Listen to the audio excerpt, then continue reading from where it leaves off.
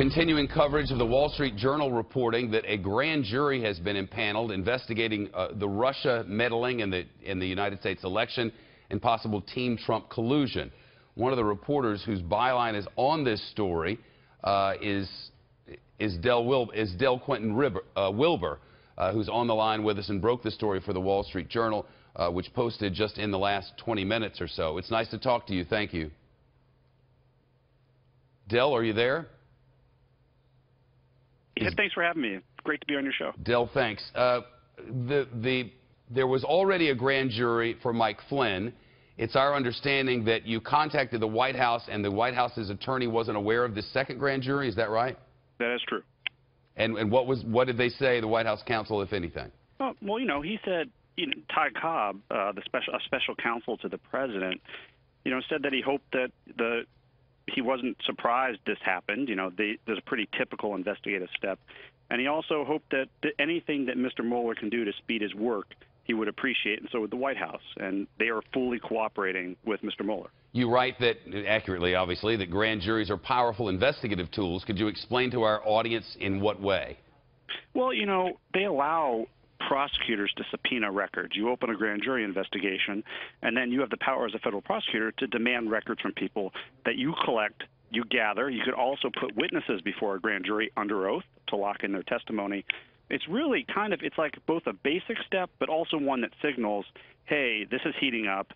I found enough here to justify getting more information and doing more work. If I may, how did you find out that this grand jury had been impaneled? We can't get into that. Even though you're my corporate cousin, we can't get into that. We do have a few people watching, certainly understand. Yeah. You talk about the hiring of the 16th Nice lawyer on this, Thomas Zeno, and you write, as others have discussed, that may be a hiring of significance.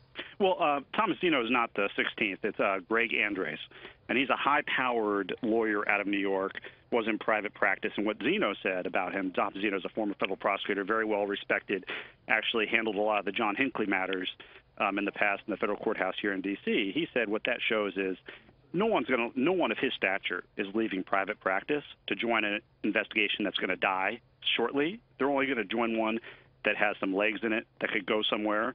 You're not going to risk that. It's significant.